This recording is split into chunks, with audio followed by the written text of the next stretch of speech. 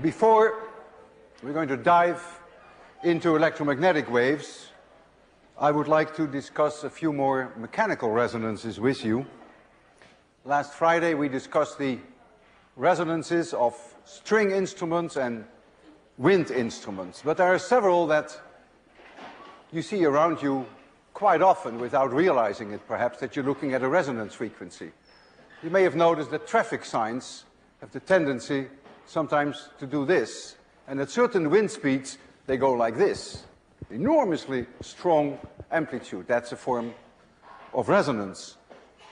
Undoubtedly you have been motels or at homes where you open a faucet and then all of a sudden, when the water is running in a certain way, you hear an incredible noise, a terrible noise. You close the faucet a little or you open it a little further and that noise goes away. That's clearly an example of resonance. You drive your car, in someone else's car, and at a certain speed something begins to rattle. Very annoying. You go a little faster, it stops. You go a little slower, it stops. Or if you go a little faster, something else begins to rattle. There's some other resonance of something else in the car. Of course, there are cars whereby something rattles at any speed, but in any case, there's always this idea then of resonance which is all around us.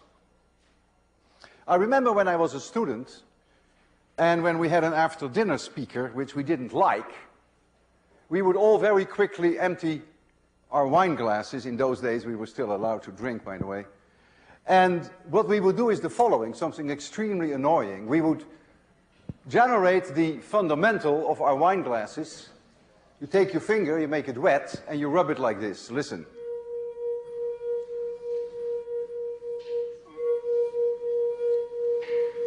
Believe me, if 100 students do that, it's very annoying, but it's also extremely effective. Speaker gets the message very quickly. What the glass is doing, it is the fundamental of the glass. It's the lowest frequency. The glass is actually doing this. And there are rumors that people can break glasses by singing. We'll talk about that in a minute. I remember a commercial. Memorex. Memorex is an audio tape. And they bragged about breaking glasses. Some of you may actually have seen that commercial. There was a picture that I can show you that goes with the commercial, and then a very dramatic story. The story is that someone goes to a concert, and there is a woman singer, puts a glass on the table, raises her voice, hits the resonance frequency of the glass, and there goes the glass. And this gentleman was recording it, of course, on his Memorex tape. So let's see this slide. So if we get the slide, yeah, you see this, this glass. Maybe you can focus a little better, John. Thank you. See Memorex. And so the story then goes that the guy goes home and tells his wife about this. Well, she is smart enough not to believe the story. But he plays back his tape. And at the moment that this glass breaks at the concert, he has some wine glasses himself at home, and lo and behold, they also break. And so then the idea is, that is the commercial, that's the great pitch of Memorex, that the reason why they break at home is because of the enormous quality of this tape, which is made of very special material. And the material, as you could have read on the box, is a very special chemical compound. It is MrX2. 2 atoms of X, one of R and one of M, and then you make it oxide, and then you have the best tape that you can imagine in the world. Well, they overlook a small detail, and that is that, for one thing, a tape recorder would never generate enough volume to break a glass in the first place. But in the second place, the glasses that this guy had at home obviously didn't have exactly the same resonance frequency as the glass at the concert. So this could never have happened. But like with all commercials, you know that you're being swindled, and this is, of course, no exception. I've always questioned whether it is actually possible that a person, without the aid of strong amplification and without the aid of huge sound volumes which you can generate with loudspeakers, whether you can actually break a glass. I've always wondered about that. People say it can be done. Caruso, famous singer, was known for being able to do that. He put a glass there, he would rub it with his finger so that he knew the resonance frequency, and there he would go and bingo. Frankly speaking, I don't believe it. I don't believe it can be done by a human being without the aid of amplifiers and speakers. And when I lectured 801 several years ago, together with Professor Feld here at MIT, we discussed the possibility of designing something that actually would be able to break a glass. And he actually deserved a lot of credit for that. He worked with a graduate student, and he managed to design a setup that works most of the time. But don't put your hopes too high. It doesn't work all the time. So here is a wine glass, the same series as that one. By the time when he got it to work, we bought 500 of those glasses. We got a good discount, by the way, because we wanted to be sure that we can do it for years to come. So here's the wine glass, and here is the loudspeaker. And we're going to generate sound very close to the resonance frequency of this glass, which we have already determined before you came in, 488 hertz. You're going to see the glass there, and to make you see actually this wonderful motion of the glass, we will strobe it with light at a frequency slightly different from the frequency of the sound, so that you see the glass move very slowly. And then we will increase the volume of the speaker, and then with some luck, if we are right on resonance, the glass may actually break. I think this is the sound that you're going to hear at low volume. And I think I turned on the strobe light now. So I'm going to make it dark.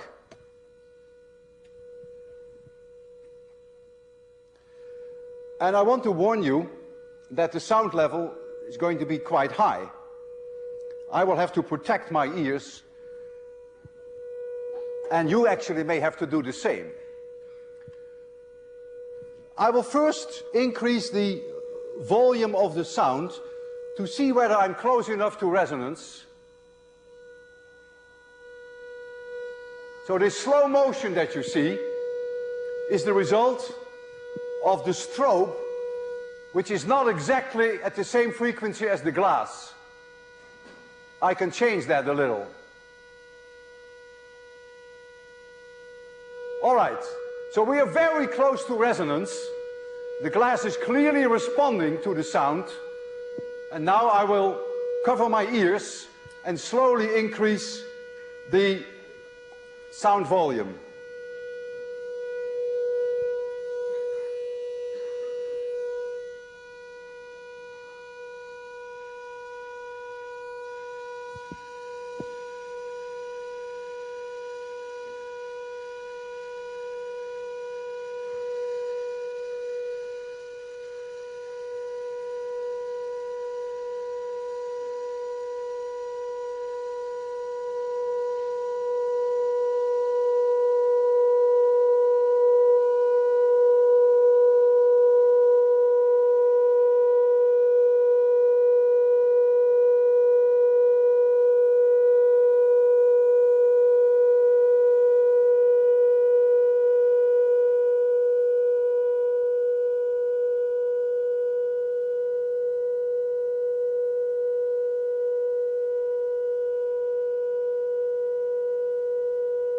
Can't go any louder.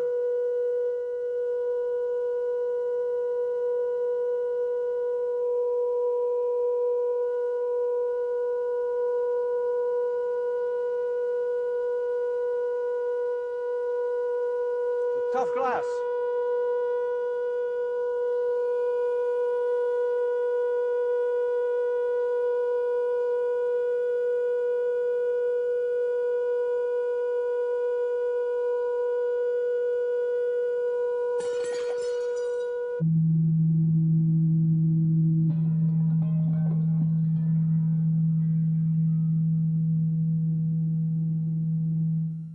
a tough glass.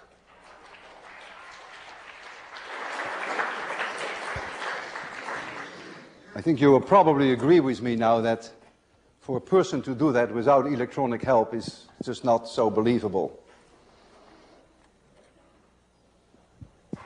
The most dramatic example of destructive resonance is the collapse of the bridge in Tacoma in 1940. Many of you may have seen that dramatic movie, but some of you may not have seen it. And even if you have seen it, it's worth seeing it again. There's a little bit of wind, there's a little bit more wind, and just like with these wind instruments, you're dumping a whole spectrum of frequencies onto a wind instrument, and it picks out the resonance frequency. And this bridge, as you're going to see, picks out its own resonance frequencies. And the consequences are quite dramatic. So if you can start, Marcos, with this movie.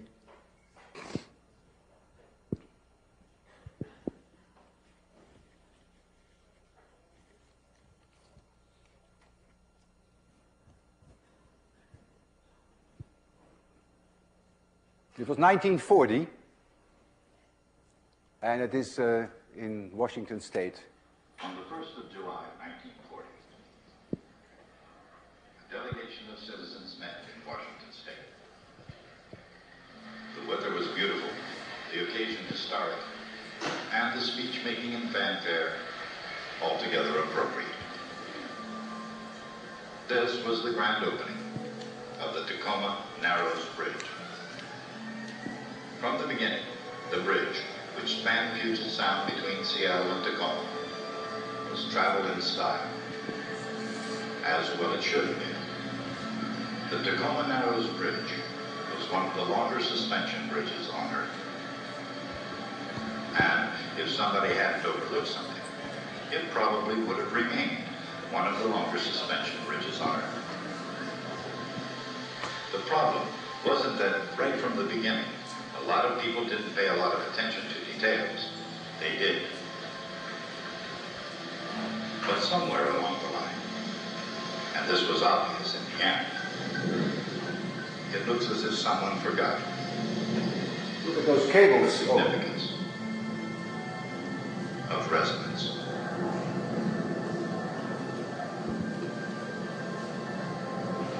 Among other things, the Tacoma Narrows Bridge was the most spectacular aeolian harp in history. Unfortunately, its first performance was destined to run only about 4 months. In the meantime, she was a beautiful bridge. Beautiful, but a little strange. Even before construction was completed, people observed its peculiar behavior. That was because, even in a light breeze, ripples ran along the bridge. After a while, one of the local humorists called her Galloping Gertie. And for fairly obvious reasons, the name stuck, at least until the 7th of November, 1940. Then as now, Seattle and Tacoma were sports-minded cities. For 4 months, a regional sport was to drive across the bridge on a windy day. While some claimed it was like riding a roller coaster, others found it a little disconcerting to see the car in front disappear. How popular this bridge sport was, or to what extent it might have spread across the country, is anybody's guess. On November 7, 1940, the winds were relatively moderate, about 40 miles per hour. A new mode appeared. Rather than ripple, the bridge began to twist. A wind of 40 miles per hour is not too strong, but it was strong enough to start the bridge twisting violently. I contacted the physics teacher of the local high school. And we'll see him very shortly. It fell. I thought he might be able to fix it. There he comes. I've known his son. He told me that it was his father.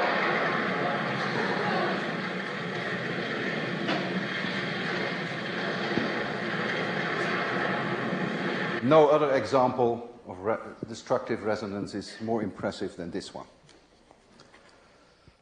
All right, so now we've had so much fun, and we have to really get into electromagnetic waves. So we turn back to Maxwell's equations as you see them here. And Maxwell, who was credited for this extra term that he added to Ampere's law, the displacement current term, was able to predict that electromagnetic waves should exist. He predicted the existence of radio waves, which were later discovered by Hertz, and that was a great victory for the theory. But as I will show you today, there was another enormous victory around the corner.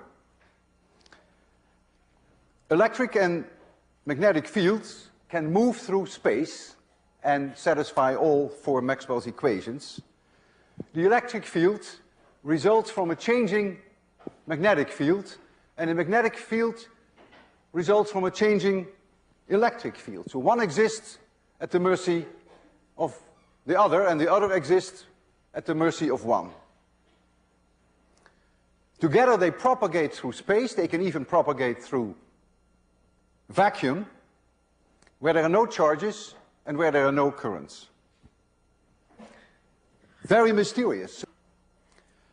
I will write down a possible solution of an electromagnetic wave which meets all four Maxwell's equations, and this is the graphical display of those waves that I'm going to write down, but I will discuss that with you in a minute. The electric field is only in the direction of x. This is the magnitude, the largest value of the electric field. It's only in the direction of x. Cosine kz minus omega t. This is the frequency, and the minus sign tells you that it is traveling in the plus z direction. B, the associated magnetic field, is B0, only in the y direction, with exactly the same cosine minus omega t term. So if I plot this at time t equals 0, then you see this curve right here. And you see the magnetic field curve here. The magnetic field is only in the y direction, and the electric field is only in the x direction. And this is a package that together moves in the direction of plus z with this speed, which is omega divided by k. And the wavelength from here to here is then 2 pi divided by k. We call them plane waves, and the reason why we call them plane waves is that if you take a plane anywhere perpendicular to z, that no matter where you are in that plane, at that moment in time, the E and the B vector are everywhere in that plane the same. So think of this as a plane perpendicular to the z-axis, and then this whole train passes by you. And so you see the electric field vector like this, becomes 0, like this, becomes 0, like this. And the magnetic field vector, maximum, 0, this direction, and so on. But that's why they're called plane waves. These equations only satisfy Maxwell's equations under two conditions. And one condition is that B0 is E0 divided by C.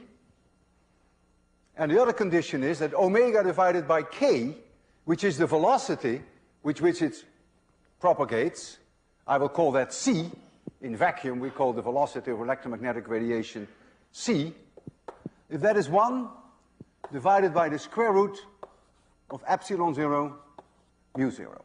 If that's the case, my two equations will satisfy Maxwell's equations. Imagine the victory for Maxwell.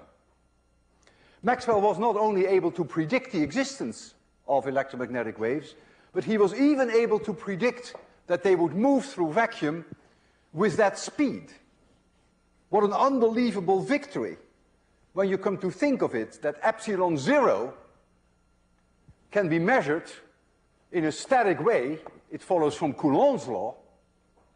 It has nothing to do with the BDT, it has nothing to do with the EDT. It has nothing to do with traveling waves. Epsilon 0 is about 8.85 times 10 to the minus 12 in SI units. Mu 0 is equally static, can be measured from the force at which two wires through which you run a current attract each other. No the BDT, no the EDT, has nothing to do with electromagnetic waves. Mu 0 is about 1.26 times 10 to the minus 6 in SI units. And if you multiply them and substitute them in this equation, you'll find that C equals 2.99 times 10 to the 8th meters per second. Unbelievable. What a success for that theory. It always baffles me how two quantities so static and seemingly so unrelated to moving waves with dBdTs and the EDTs all over the place, how they can predict the speed of light. Suppose I ask you to measure the pressure in your tires of your car, and I would ask you to also measure the voltage of your battery, and then to predict the speed of the car. It's almost something like that. It is bizarre, but it works, and it was a great victory, and of course it justified entirely this one term, which is this displacement current term. Together, you and I will prove that this is indeed a necessary condition so that these equations satisfy Maxwell's equations. We will do it together. I will do 50% and you will do the other 50% at assignment number 9. So we split this bill 50-50. I will make a new drawing and I will do something that I rarely ever do in lectures. I will give you 8 minutes of hardcore math. You're going to hate it. I'm going to make a new drawing, which is not too different from what you have there. So this is Z, this is X, and this is Y. And at t equals 0, I'm going to draw here the electric field like so. So this is E0. Electric field is this strength. And now I'm going to apply Ampere's law. That's my half of the bargain. Closed loop integral of B dot dl, you see there, equals epsilon 0 times mu 0 times d phi e dt. We're dealing with vacuums, so kappa m is 1 and the dielectric constant is 1. And there is no such thing as a current I because we are in empty space, so this whole term does not exist. What does Ampere's law require? I need a closed loop and I need a surface that I attach an open surface to that closed loop. I'm going to choose a closed loop in the plane YZ. And this is going to be my closed loop.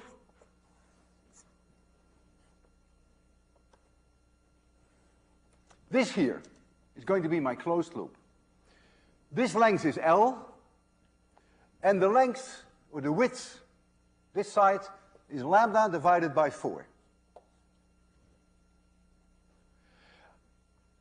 I have to do a closed loop integral of B dot dl. I will do that last. I will first do the hardest part, which is the time derivative of the electric flux through this surface. The problem is that the electric field is not constant. The electric field is 0 here, and has a maximum here, and falls off in this way. So I have to do an integral. So I'm going to make a slice here.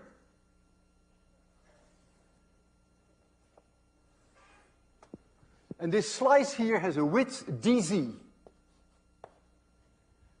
And in that very narrow slice, the electric field is approximately constant. Right here, the electric field has this value, but everywhere in that slice it has the same value because remember it's a plane wave. And so I will draw here a line parallel, and so everywhere in that slice the electric field has exactly this value.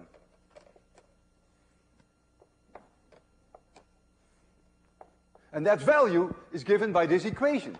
If you tell me what z is at time t equals 0, I know what that value is. That's this value. So now I have to calculate the electric flux. So phi of E, I have to take the dot product between dA and the electric field. Remember, flux is the dot product, E times dA. I will choose dA up, because E is also up, so that makes life easy. I have to remember that later then, when I do the closed loop integral of B dot dl, then looking from below, I have to go clockwise, because I remember the right-hand corkscrew rule.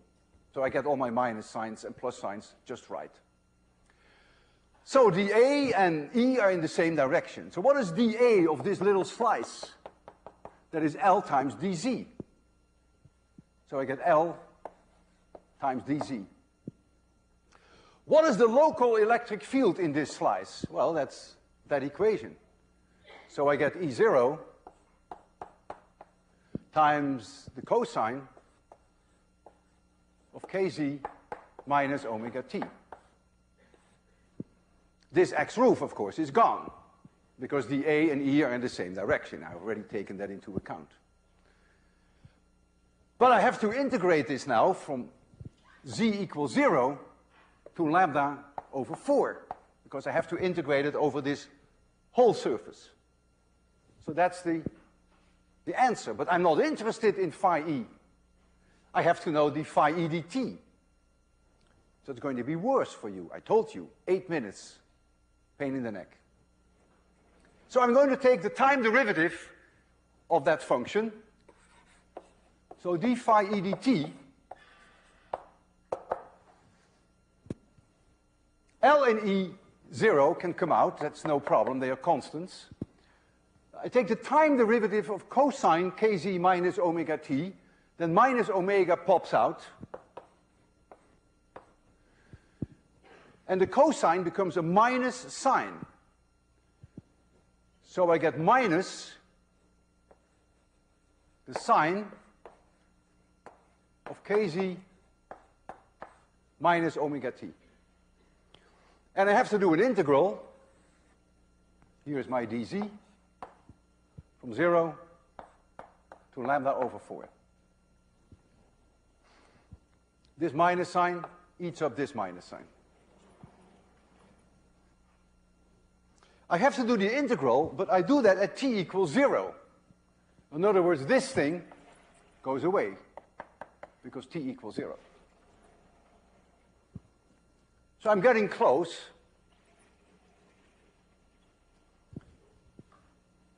So I'm going to continue here, so I get L times E0. I have an omega. And now I have to do the integral of sine kz dz. Well, the kz means I have to get a k out, which is here.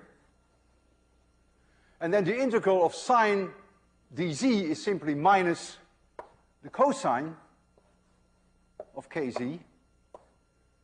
And I have to evaluate that between 0 and lambda over 4. If I evaluate cosine kz between 0 and lambda over 4, that's minus 1. I'm sure you can do that alone. Times this minus 1 makes it plus 1. And so the answer is L times E0 times omega divided by k, but we call that c in vacuum. That is the speed of electromagnetic radiation. So this is the answer to the phi e dt.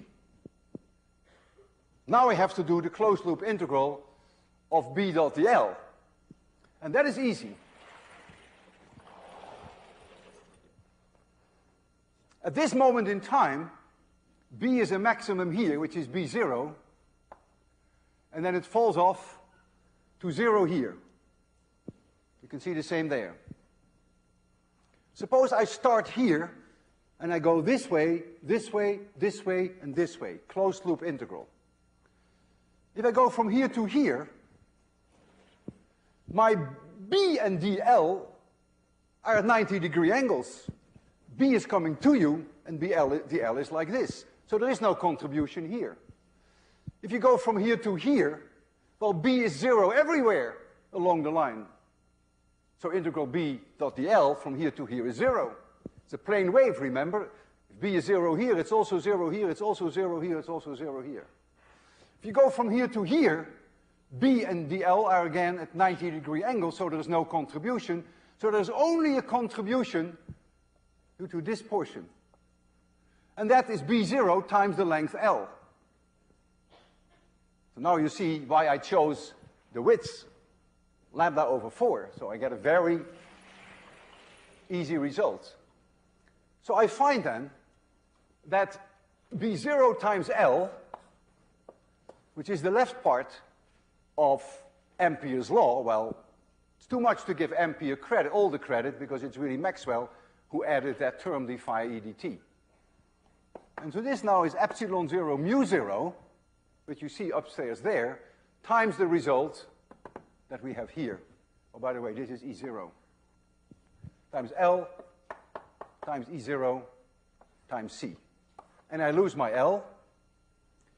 And you see here a result that is quite remarkable, even though it doesn't look so remarkable to you yet. The reason is that you are going to do the other half. You are going to apply Faraday's law for me. I only used Ampere's law. You're going to, in assignment 9, use this relationship, which will allow you to prove this. And once you have this, substitute for B0, E0 divided by C, and you see immediately that the speed of light then has to be this. This is your task. I did this end. Yours is no easier than mine, and I advise you to also use this quarter wavelength trick. All right, so you can demonstrate that this is a necessary condition for Maxwell's equations to satisfy the, this is not what I want, that these equations actually satisfy all four Maxwell's equations. Traveling electromagnetic waves always have the following properties. This is on the web, so you can download that. E is perpendicular to V. Notice that that's what I chose. E is perpendicular to V. V is in the Z direction, and E is like this, so that's obviously why I chose that. B is also perpendicular to V. B is in the Y direction here, only in the Y direction. It's also perpendicular to V, which is in the Z direction. E is also perpendicular to B. That's what I did. E in the X direction, B in the Y direction. E and B are in phase. That is like saying, if this is cosine kz minus omega t, this also has to be cosine kz minus omega t. They simultaneously go through 0, and they simultaneously reach a maximum. What is also a necessary condition that E cross B, the unit vector, is in the direction of V. Ha, look at that. That's exactly what I did. If you take E and you cross it with B, you go into the direction Z. In fact, whenever you make drawings like this, you should always use what we call a right-handed coordinate system, which is that X roof crossed with Y roof is always Z roof. If you don't do that, you get yourself into muddy water.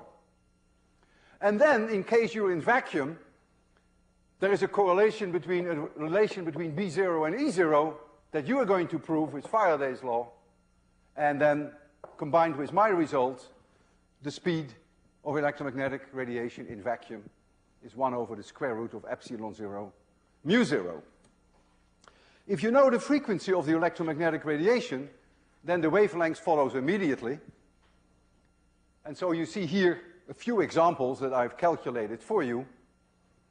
If you start out with a low frequency of 1000 hertz, you get a wavelength of 300 kilometers, radio waves, megahertz.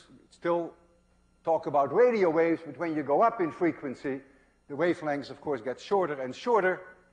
We would call these radar waves, microwaves.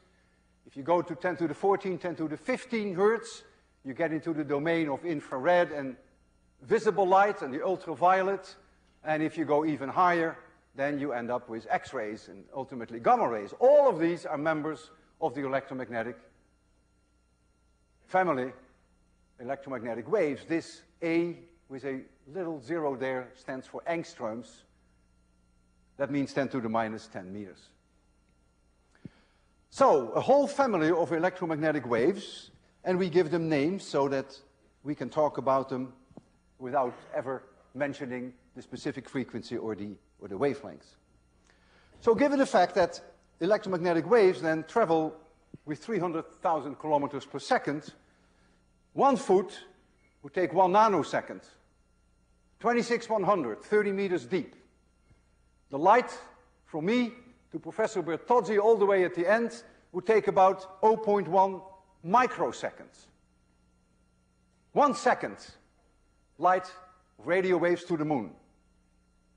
8 minutes it takes the light from the sun to reach us. The light from the nearest stars would take 5 years.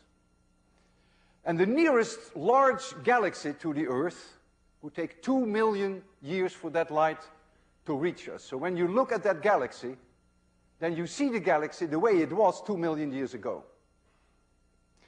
In astronomy, we use as our meter stick a light year, which is the distance that light travels in 1 year, which is about 10 to the 16 meters. If you study a galaxy which is at a distance of 10 billion light years, you're looking at the universe the way it was 10 billion years ago. So in astronomy, you can look back minutes, you can look back years, you can look back millions of years, but you can also look back in time billions of years.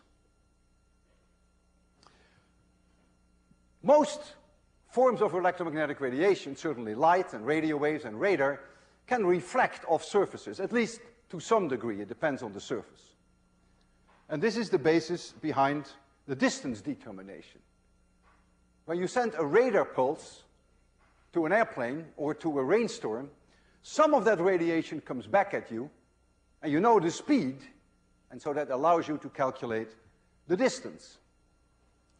If the distance to the plane is d, and you send a brief pulse, and it comes back, we call it the echo, and it takes a certain amount of time to come back, which you can measure, then that signal has traveled twice the distance, so that is the speed of light times t. This is what you measure, the distance in time from the moment you send the signal until you get the reflection back, and so you can calculate the distance. The distance to the moon can be measured this way. There are 5 corner reflectors on the moon. 3 were left there by the Americans, and 2 were left by the Soviets in the days that it was still the Soviet Union. And optical telescopes from Earth can send a very brief pulse, laser pulse, to these corner reflectors. The length in time of this pulse is only 1/4 of a nanosecond. Just imagine, light only travels 7 centimeters in 1/4 of a nanosecond. So the kind of wave that you get is really not very much of a plain wave, the way we envision it. But in any case, this pulse goes to the moon, and then some of it comes back. It's reflected of these radar, these corner reflectors. Not radar, it's light. It's laser light. There are 2 times 10 to the 17 photons, roughly, in one of these pulses, and only 1 comes back per 10 pulses. So not much comes back. But it's enough, if you integrate it, to get an accurate distance determination between us and the corner reflectors, and the accuracy is about 10 centimeters. And the goal is really to get a handle on the precise orbit of the moon. I can show you these corner reflectors the way they were built on Earth, and then I will also show you an optical observatory as it is sending out these quarter nanosecond pulses, laser light, to the moon. So this is one of those corner reflectors. They are designed in such a way that if light strikes it in a certain direction, that it reflects the light in exactly the same direction backwards, 180 degrees. Very clever design. And so the next slide will show you in Texas, McDonald Observatory is sending here these short, brief pulses, laser light, to the moon.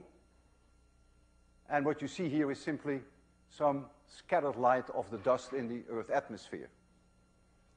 And then only a teeny weeny little bit of that comes back, but that is enough to get the distance to the moon. There are on the moon, this is enough for this slide, John. There are on the moon several cameras. They were left there by a surveyor. They are small cameras. The lens, I think, is only 2 inches across. And they keep an eye on the Earth all the time.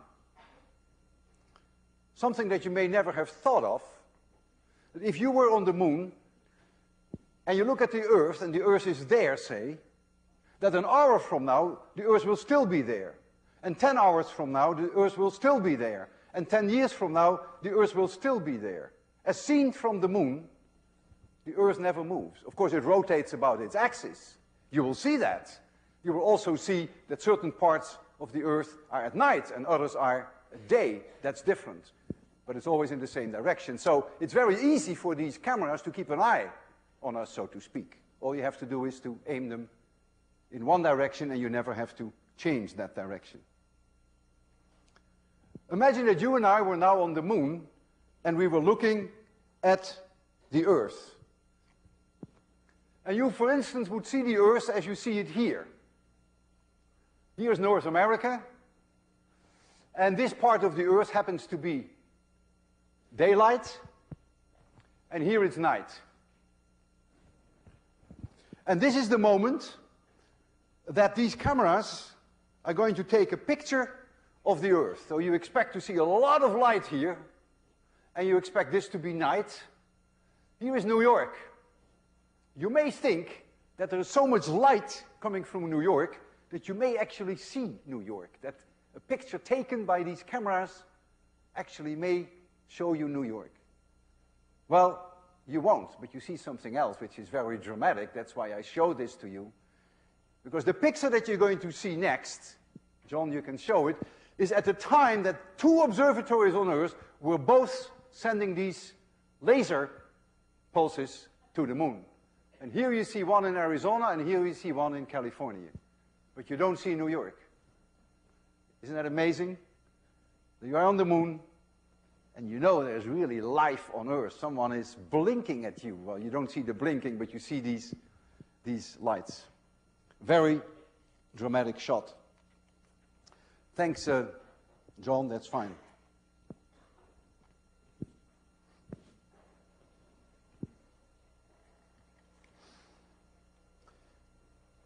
Radio waves can be generated by oscillating charges. And we'll talk about that a great deal the next lecture. So you run alternating current through wires called antennas. This is an antenna. And then you create electromagnetic waves. And radio stations transmit at a well-defined frequency. For instance, WEEI transmit at 850 kilohertz, wavelength 353 meters. 850 kilohertz is an extremely high frequency. How come I can hear things, that I can hear music and that I hear someone speak? Well, this signal, we call this the carrier wave, is being modulated. The strength of that signal is modulated with the frequency of audio sound. We call that, therefore, amplitude modulation. So, for instance, if you looked at this signal as a function of time, then this would be the audio modulation of that signal.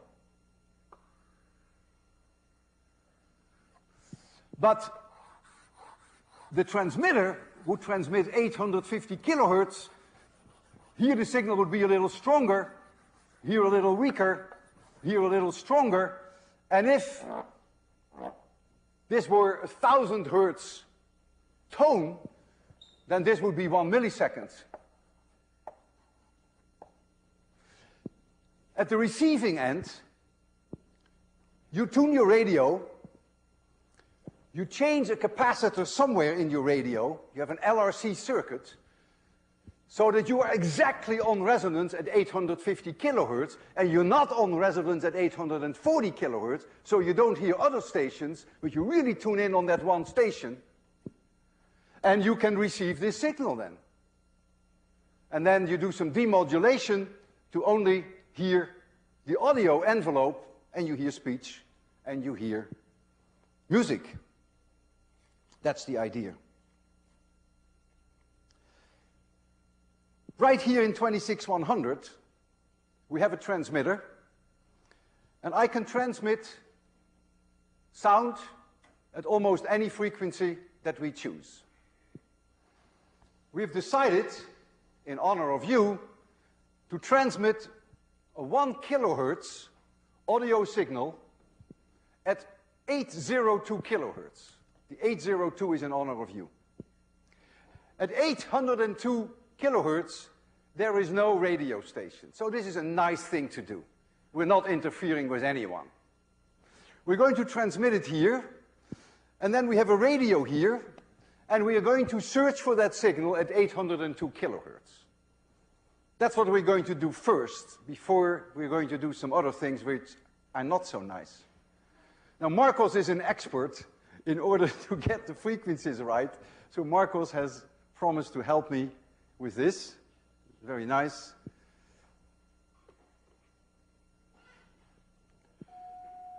Oh boy, you're already on. We are already transmitting at 802 kilohertz, and the station is already receiving it. The station meaning our radio. Marcos, let me convince the students that indeed, oh, you changed the frequency. Yeah. So he changed the audio signal. So I want you to appreciate that we really are transmitting from this antenna by unplugging it. So now the radio doesn't see the electromagnetic waves at 802 kilohertz. So the radio is receiving now the radio waves that we are producing. Now we're going to do something that is not so nice. We're going to change our frequency to 850 kilohertz. So now what we're going to do is jamming the WEEA sport channel. So you may hear our 1 kilohertz tone, but you may not hear what they're saying. Can we first listen to WEEI before we do this nasty thing?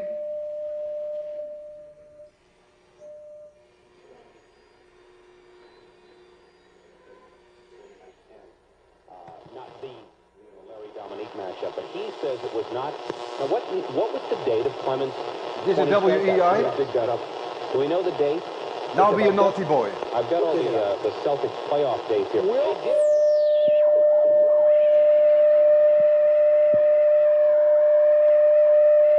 We're doing something very illegal here.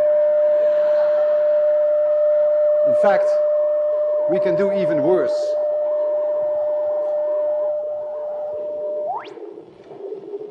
I can be on the radio. I'll have to turn off my microphone, because otherwise you wouldn't know whether it comes from the radio or whether it comes from my microphone.